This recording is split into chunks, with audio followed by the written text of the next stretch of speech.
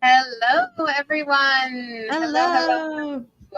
Welcome back to the Voice Casters Voiceover Casting Corner. Um, Me and Catherine are super excited to be back with you for August. We're doing these once a month, so we're excited to be here and share some things with you guys. Um, we have several things we want to talk about before we get into Q&A. But feel free at any point to drop any questions that you have in the comments, and we'll go back to the beginning and kind of work our way through those to make sure we answer everything that you guys have. So today's topic is the top 4 ways to get cast in voiceover. So this is something that we're asked about all the time. Honestly, we went to VO Atlanta earlier this year, and it was kind of eye-opening with the pandemic and everything. The number of people who didn't really know about not just the voice caster, but just kind of casting houses in general. Online casting has become such a prominent thing that is kind of fascinating how a lot of the newer generation of voice actors doesn't necessarily know the called the old school ways of casting. Exactly. Traditional is probably better than old school. But yeah, it's like they don't know what is out there. Everybody thinks it's just the pay-to-play websites, which that is there. There are lots of different ways, and we're going to talk about the top 4, and you'll see that, there of course are more. But it's kind of figuring out what works for you and getting yourself out there and how to market yourself. All of that is super important. So obviously the first way to get cast is through casting directors. Yeah. Contrary to popular belief, we do still exist. Right. At this stage, it's like we're a luxury for clients, but they're willing to pay for our services because we're going to bring them great talent who actually fit the specs. Yeah, we save them a lot of time. We read through all the options, send them the best of the best. And weed through options we do. We're going to talk about that in just a little bit. Lately, it's been a lot of weeding through. That we should. Get your gardening gloves on. We will discuss that for sure. But there's the casting houses. It's we're here. We're still as busy as ever, busier than ever. It's like last week we did 12 different projects. It's like we're crazy busy. And it's a great way to get your foot in the door. We book a lot of people on their first voiceover jobs, whether they came through classes with us, or the workout group with us, things like that, because we've gotten to know them. And so if we can get to know you and get to know your potential, then the likelihood of us putting you forward to the client in our very small pool of talent is a lot higher. So it's like on any given project, we're submitting between 5 people and 30 people. We may get 400, 800, 1,200 auditions, but we are still only submitting 5 to 30. So casting houses are a great way to kind of get your foot in the door and have better opportunities to book the jobs. Yeah. And probably the next most popular way is through an agent or a manager. And this is, again, kind of, I guess you'd say, the traditional way of doing things. It used to always be as an actor, you take classes. Once you feel you know what you're doing, you make your demo. Once you've got your demo, you submit it to agents. You get yourself an agent, and they get you auditions. And agents have good connections with casting houses. They hopefully, if they're a good agency, are on the casting house's radar, and they get the projects that the casting house gets. Or they have other connections directly to different clients. So that's a good way to get audition copy. And hopefully, again, same thing, if you're doing all the right stuff, you get submitted and passed along and get yourself a job. Yep. Yeah, agents and managers have all of their own connections. That's one of the benefits of working with them is their connection to the casting directors, but also their connection to different producers. Yep. There are producers who are like, oh, I love the agent at whatever agency. I'm just going to send this to them. I'm sure they have somebody. Yep. So it's like they're going to read all their people. No matter what, they're going to book the job because they're only reading their people on it. They're not doing a big casting. So of course that's a great way to get booked as well. Now, of course, there are some agencies that are bigger. There are some agencies that kind of take on anyone. It's like, so, you might have a lot of competition in your agency as well. But it's still a good way to get opportunities that you wouldn't see otherwise. Exactly. And it's all about the opportunities. You have to have the opportunities. You can't book anything without the opportunities, right? So, and the third one is networking. So networking kind of encompasses a lot. This is you doing the legwork. So this isn't the agent or managers, doing it for you. This is you putting yourself out there. This is whether it's going to conferences or other voiceover events, whether virtual, in person, whatever, meeting people. It's amazing how many actors end up like, they have a client who's like, oh, I need a voice for this. And then the actor's like, oh, I have a friend who's perfect for that. And then they get a job. Happens all the time. Yeah. So it's getting to know people, getting to, know the engineers who are doing your sessions. Also reaching out to recording studios and things like that as well, because a lot of times they need scratch tracks and stuff like that. So it's good to have those sort of connections. Yep. And then the next top four, I guess, in popularity would be through a pay-to-play website. So this is your voices.com, Voice123, those kinds of things where you pay a set fee, and that gives you access to auditions that get posted on that site. And then you record the audition or submit your demo on whatever it is. And then the client or whoever's holding the audition will select you from that. And the pay-to-play websites, those can be somewhat controversial. Right? That could be its own topic. I don't necessarily recommend them. I won't tell you not to do them because I know that a lot of people are doing them. Good for experience and practice. Success and so it's like we're not gonna be careful. Yes, we're not gonna ban you from being on our roster if you're on the pay-to-play websites. Yeah, but you do have to be careful. I have heard a lot of awful stories about things that happen on them. Do your research. Join. There's so many different voiceover communities on Facebook and LinkedIn. It's like, join some of those and ask people, get people's opinions, see what works and what doesn't work. I know a big thing right now is, taking all these classes on how to get better with your pay-to-play website, profiles and things like that. And it's like, okay, that's fine. But ultimately, the biggest thing is you have to protect yourself. Yeah. You have to make sure that you're not. Don't get screwed over with the rate or exactly. Yeah. Make sure you're not being taken advantage of. Yeah. So there are a lot of red flags, a lot of scams out there. And I mean, honestly, there's scams. You could get a scam email just from having a website. So, it's not just on the pay-to-play websites, but a lot of the online casting, just being cautious of it. I know people who make their living that way. So it's like, that's fine too. But being safe, keeping your voice protected. That's kind of the whole thing right now is keeping your voice protected. That's right. We won't even get into that. It's another save that for another day. There's also a great resource for the other three: the networking, the casting houses, and the agents and managers is the Voiceover Resource Guide. So if anyone out there is not familiar with that, check them out. They're online. It's just voiceoverresourceguide.com.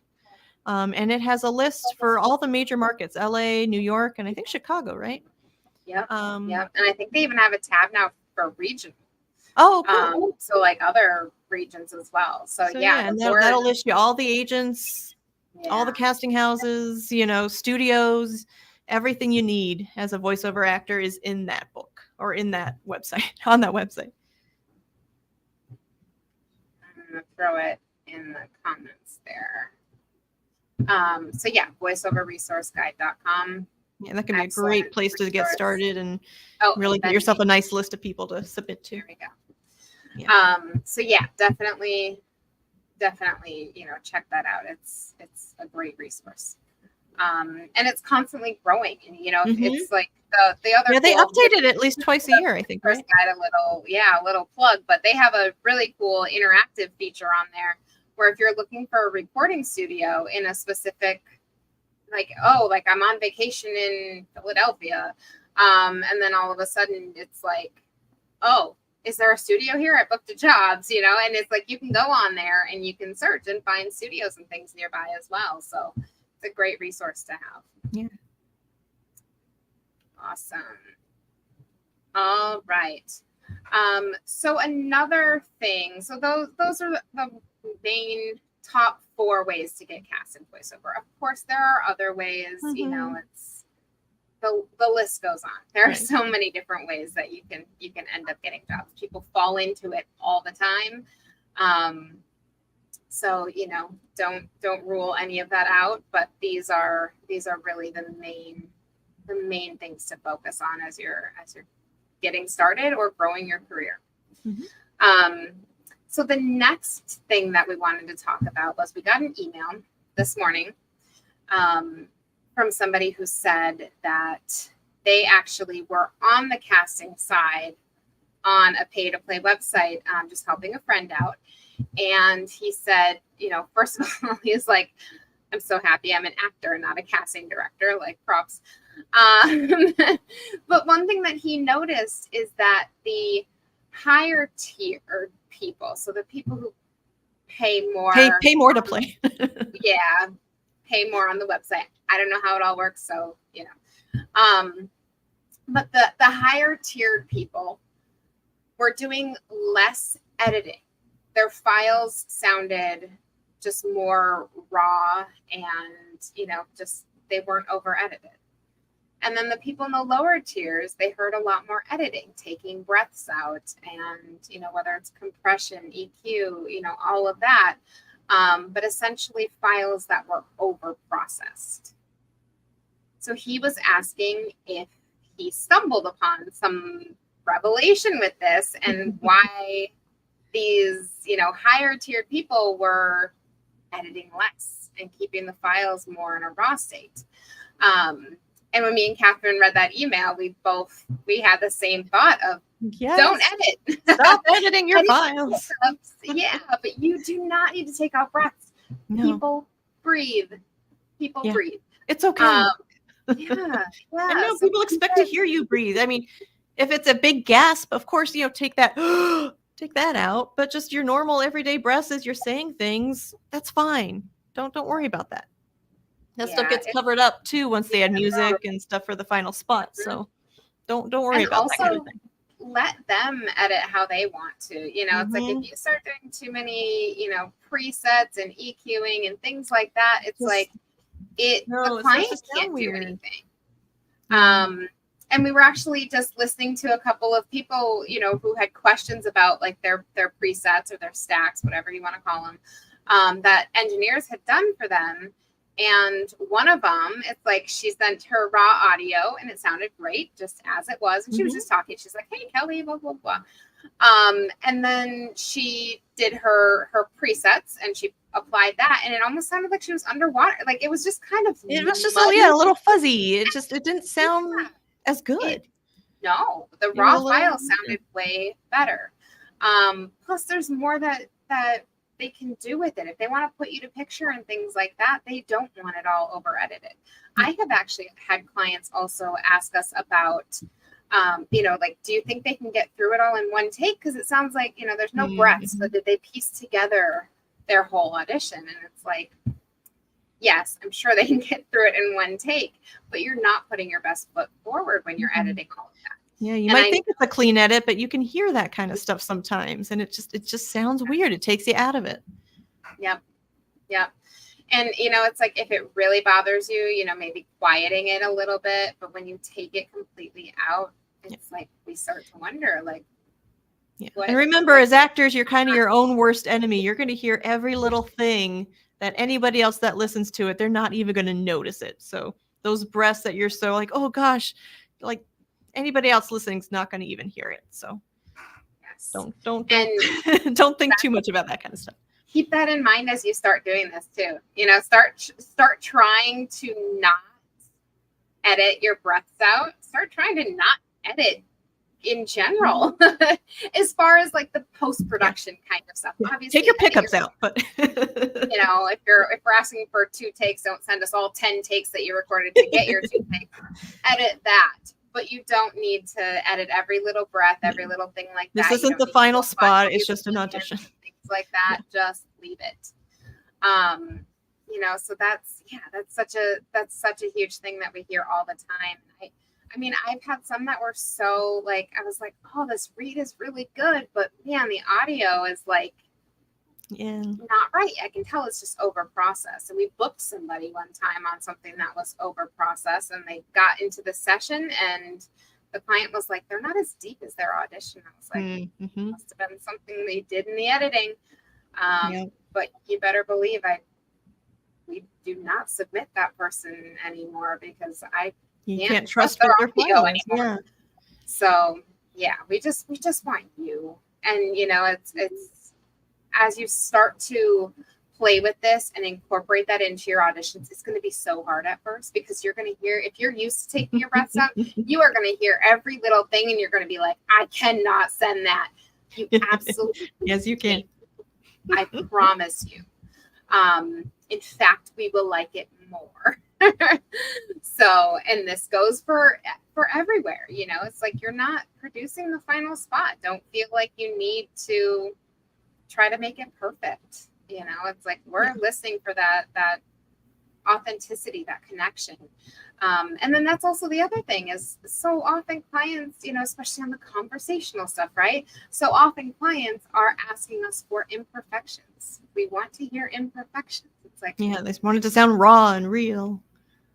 Yeah. So why are you editing out all your imperfections? Exactly. Don't do it. And keep it simpler for you. You're going to find that editing all of a sudden got a whole lot easier if you take our advice. So something to think about for sure. Let's see.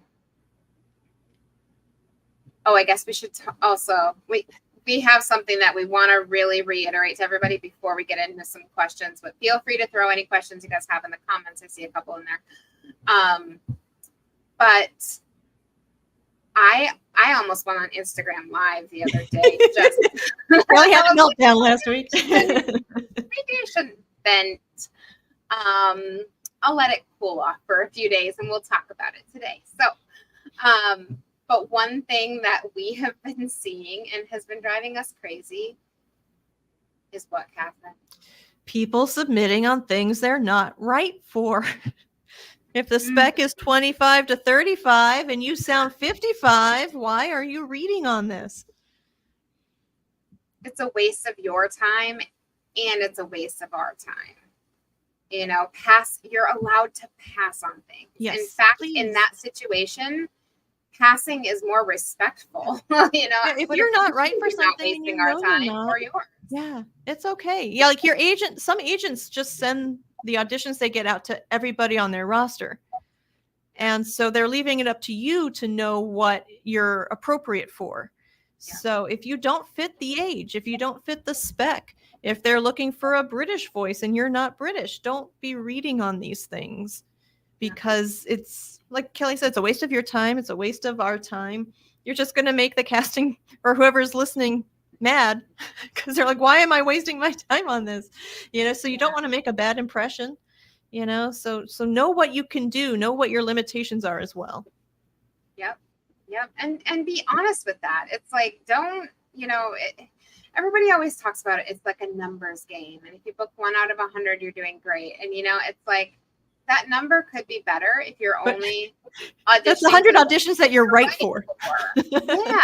Yeah.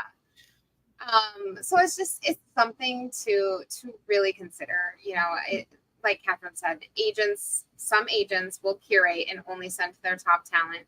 Some just send everything out to everybody and people feel like they have to read on it, or they feel like, oh, I need to be 20. Okay, I'm going to do this. And I can be young. And it's like, no, that doesn't work. I have actual 20-year-olds. Like, I don't need a 40, 50-year-old pretending to be 25, and that was really one of our biggest things is like we did 4 rounds of casting on a project last week and early this week. Kind of a nightmare. And the biggest thing was like, everybody sounds too old. Everybody sounds too old. And it's like, everybody they are old. Too old. And the client finally got to the point and they're like, instead of just sending us your top 10, do you just want to like send everybody? And I was like, I am not sending you 200 or more auditions that aren't even close to your specs. Like, I'm not going to waste your time on it. And I'll be honest, like most of the time, Catherine can do this too. Like we look through these names and we're like, too old. It's like figure out what zone you're in and stick to it. You're going to have more success that way. Yeah. And we're going to like you a lot. Nobody can do everything. So it's okay to pass. Yeah. Yeah. Yeah. I mean, especially on the commercial side, it's like, commercials, you have like a good 10 to maybe 15-year age range of things that you'd be right for. And that's about it. It's like if you're too much further off than that. Otherwise, it starts to sound cartoony, which is great for animation. But yeah. Otherwise, it's fake. And what is everybody asking for? Real. We want real people, conversational, authentic, approachable, personable. Like the list goes on and on and on. Being true to yourself is always best. Putting on something. Yeah. Be true to yourself. I love that. Exactly. All right. Shall we? Let's dive into some questions here. All right. Thanks for Bill. Great. And let's see. All right, Sarah. When sending multiple takes, how much of a range do you like to hear? And do you think it's advantageous to put your boldest take first to stand out? So, yes. Yes and yes. We will always have on our breakdowns how many takes to do. Typically, it's 2 to 3 takes. We really like to hear at least 2. So most of the time, if somebody only sends 1, but we are asking for 2 or 3, we won't even submit that 1, even if it's right on and amazing, because we need to hear some range. There are other casting directors who may only ask for 1 take. If they only ask for 1 take, honor that. Obviously, always follow the instructions. For us, we always ask for 2 or 3. Sometimes we're more specific about what we need 1 or 2 takes of each script if there's 2 different versions or things like that. But usually at least 2 or 3 so that we can hear your range. And then as far as your boldest take, it is, I love bold takes, but I don't want you to do something different just for the sake of being different. So don't be bold just to stand out. It still has to work with the script, if that makes sense. Yeah. So it's like whatever your strongest take is, which my guess is probably going to be the take with your personality, the take that's truer to you, which oftentimes is people's bolder take, then yes, put that first. And then you can put your safer take second. Catherine, do you have anything to add? Basically the same thing. Yeah, I always tell people, trust your gut. If you really feel strongly about 1 take, put that one first. But yeah, don't be different just to be different, because again, that goes back to what we were saying about staying true to yourself. It's just going to come off as kind of odd, or sometimes you get those weird auditions. You're like, what were they doing? So yes, Oh, still so staying many, kind of within the spec, but so yeah. many odd things. So many odd things. I don't even know sometimes. But great question, Sarah. All right, and let's see. Julie, how can I get auditions from you guys? Email us. Email us, casting@voicecaster.com. Send us your demo, and then you can get directly on our list. We do have an internal roster. So we do send out to people directly, which is always a great thing to be on, because then it's like, we curate that, so we get to know people, and all of that, so that we can, put you forward. So even if you are getting some of our stuff through your agent, getting it from us directly, is that extra line of making sure you're being heard and getting submitted. So. All right. And Alex. Yeah. all right. So, Alex. How many agencies can you have within a region? Usually just great one. question. Just one. Yeah. But it kind of depends on what the Contract. agency says. Yeah. So it's like you can have one in LA, but you could also have one in San Francisco. So it's like those are far enough apart that they're not considered the same region. Now I know of a couple of agencies in Minneapolis, and they cover like 4 states. It's like Minnesota, North Dakota, South Dakota. Like they cover states that are pretty sparse with agencies anyway. So it's like, that's fine if that agent covers those 4 states. So it's kind of looking at what they say, but typically one per region is fine. So you could have LA, New York, Chicago, Seattle, Minneapolis, San Francisco, Denver, Atlanta. I know people who have 7 or 8 agents. The biggest thing with that is making sure that you have your primary agent, so that when you're getting it from multiple agents, if you're getting the same thing from like 4 different agents, you don't necessarily want to be submitting through all 4 agents. It's a little bit confusing on our end. But submitting through your primary agent, which is usually your home agent. So, like if you're in Los Angeles, it would be your LA agent. If you're in Atlanta, it would be your Atlanta agent. All right. And then, all right, Stacy is kind of adding on to this. I have agents in different places, no problem. If I have the same audition for 2 and I submit the first one, if I get after hours. That's a great question. So it goes along the lines with, submitting to your home agent. However, sometimes a regional agent will be a lot faster to get it to you. And it's like you've already read on it. And then, then it's okay to submit to both. We do get auditions that are from 2 different agents. And that's totally fine. Usually it's like I'll either go with who submitted you first, which agency submitted it first. Or, if I know you're in LA and your LA agent is your primary agent, then I'll go through the LA agent. So sometimes it just kind of depends on that sort of relationship as well. So, all right. Any other questions? Trying to see if I see any other ones. Yeah. Questions could be about anything, not just about what we were talking about today. Yep. Anything. Oh, there you go. Sarah's got another question. All right. When your rep is a bad form to submit to CD studios, no, absolutely not. Your agents want you to be making those connections. They want you to be submitting.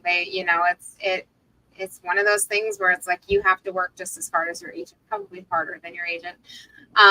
So absolutely keep at it. Get yourself out there. Get to know the casting directors. Get to know the studios. All of that on your own. And yeah, that'll definitely. This is your career, so do what you need to do to get those jobs and to make it work for you. Yep. Yeah, and a lot of people, it's like they work through pay-to-play websites, or they'll do stuff directly with us that, it's like if we sent it to them but their agent didn't, then they'll be like, I just want to do it directly. They don't want to lose the commission to their agent because the agent didn't do it. technically find the job for them or negotiate for them, or anything like that. So it's totally a preference, but you can absolutely, and you should be doing a lot of the legwork on your own. Yeah, get yourself out there for sure. All right.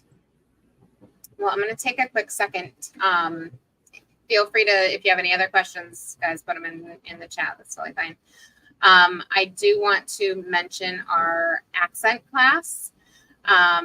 We are going to be having one more. What is the start date, Catherine?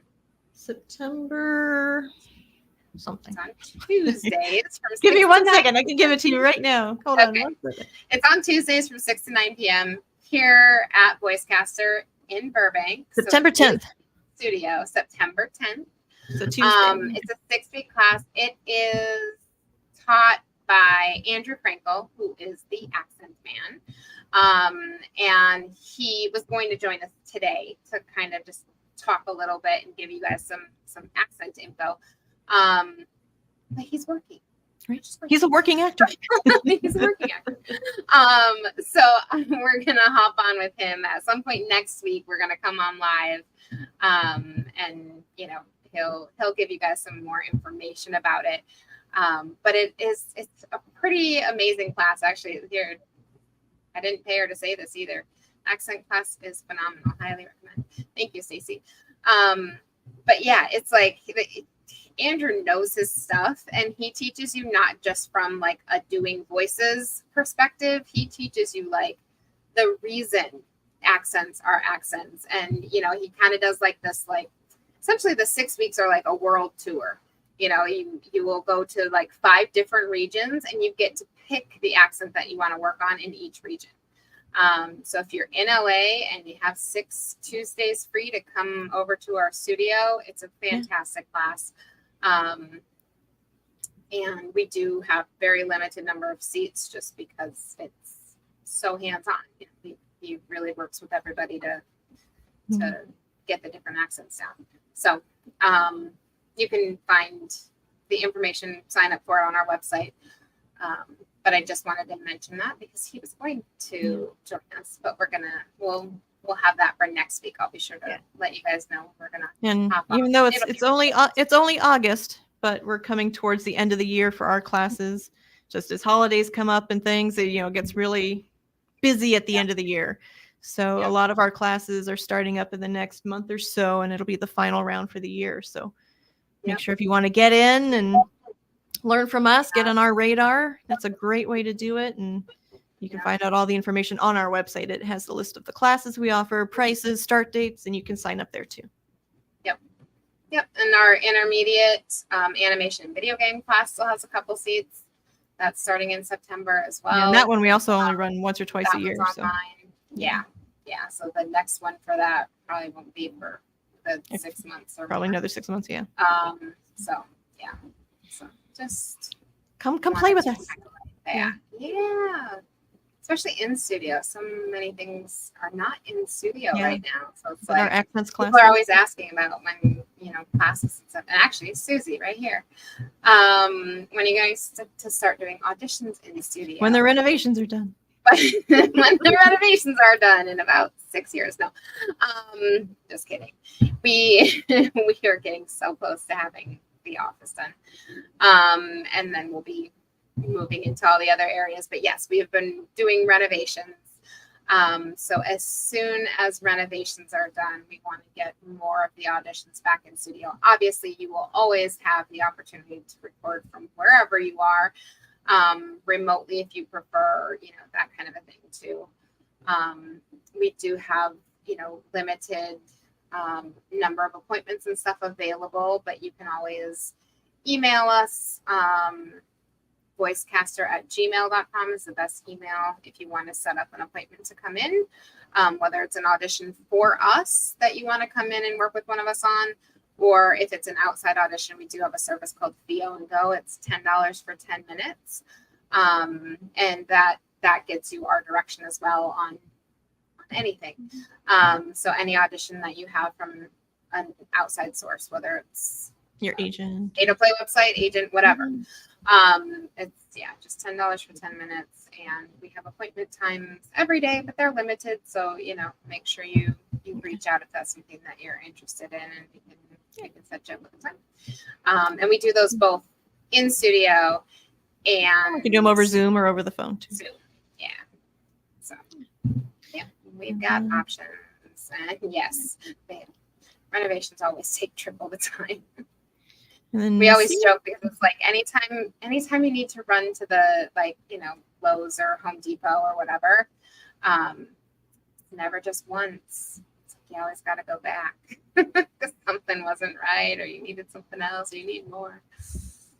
All right. Nassim had a question. It may have gone out of the. Oh, there we go. Yep. Which class of voice history recommend for working pros? We have a few different options. So there's the commercial pros class, which is a 4-week class. There is also the audition techniques class, which is a 3-week class where we focus on auditioning, self-direction, that kind of a thing. Honestly, I've had a lot of working pros also take the commercial 2 class with me because, it's like we're working on so many scripts. I bring it to whatever level you're at. And we do have 2 weeks in that class where we're working one-on-one. And Catherine actually guest directs one of the weeks. I teach the other 5. And that class is also great for just digging into commercial copy, and we start to break down all of the different categories within commercials. So that one would finding you in commercials fall into that too? Yep, absolutely. Keeping it conversational with Catherine would be another one. And then on the animation side, the animation intensive, the 1-day intensive would be good for working pros, and the intermediate animation and video games as well. So lots and lots of choices. Yeah. And all of them still have room. Check out our website. All right. And Herb, I see. An agent is not listed in the VO guide. Does that mean they're no longer in business? And no, I wouldn't say so. It just means they're not in the Voiceover resource guide. Yeah, and it kind of depends, on who it is. If you're looking at the list, like if you're looking at the list that I gave you from the marketing and agent seminar, so much has changed in just the last 6 months. Yeah, agents move around a lot too. And a few agencies have just kind of dissolved, or VO departments have closed. Some agencies, they opened up a brand new agency because the agents from one agency were gone. So all kinds of crazy stuff has happened recently. So if that's the list, Herb, I know you took that with me. So if that's the list that you're looking at, just reach out to me and I'll get you an update.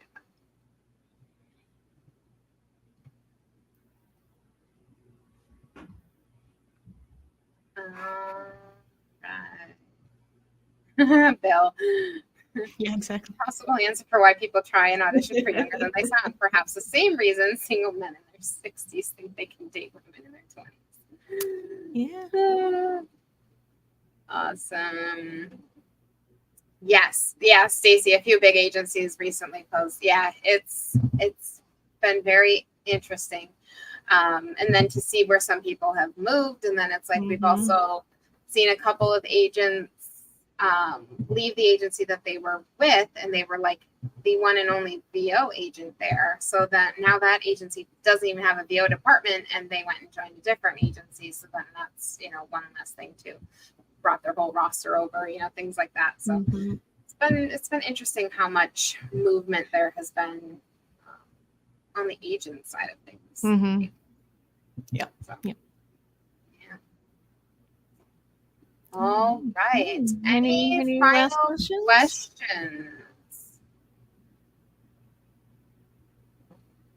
Thank you, everyone, for joining us today. We always love getting to chat with you guys. Susie, what's the best conference you'd recommend to attend?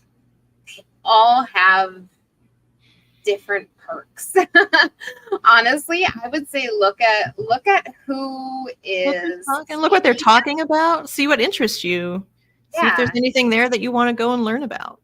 And see who's there. See who you want to network with. You know,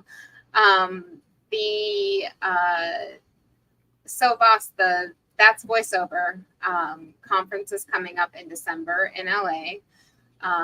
You know, so that's an option. That could be a good one to try if you've never been to one before and you live out here. Yep. FEO Atlanta's the largest one, right? That's the biggest one. Yeah, that's probably the most well-known. One Voice just happened in Dallas last weekend or 2 weekends ago. That one's a little bit smaller. And then there is also the Mid-Atlantic VO conference. And that's coming up. I want to say it's in September. And that's a boutique one. So that one is a lot more intimate. So it's like, if you're like, I don't want to be in these huge crowds, then that might be one that you want to go to. You know, they all kind of have their benefits. So, all right. Excellent. I don't see any other questions. Catherine, do you have anything you want to add before we sign off? No. All right. Covered a lot of information here today. Excellent. Yeah, we did cover a lot. And keep an eye on our socials. We have some super, super exciting stuff coming up. And I'm so excited. I'm gonna share a tiny bit with you right now. We have something brand new in the works, and we are going to be officially announcing it very soon. But it's a new online digital course with a 12-week mastermind option, where I'm going to be working with just a few select people for 12 weeks, and we're going to make magic happen. And I'm so excited about it. And we've been working on this for months. So I'm excited that it's going to finally be happening very soon. So yeah, keep an eye on our social media. We are getting everything ready and lined up. And we will be opening enrollment for that very soon, within the next 2 weeks. All right. Excellent. So thank you all for joining us today. And hopefully we will see you in September. Talk to you next month. And as always, if you guys have any questions, feel free to email us, throw them in, the comments on this video, things like that. And if you can't make it live, at least we can answer any questions that you have during the next podcast. Our next AMA. Make sure you get those answered. That's right. All right. We will see you all very soon. Thank you, everybody. Thanks, everyone.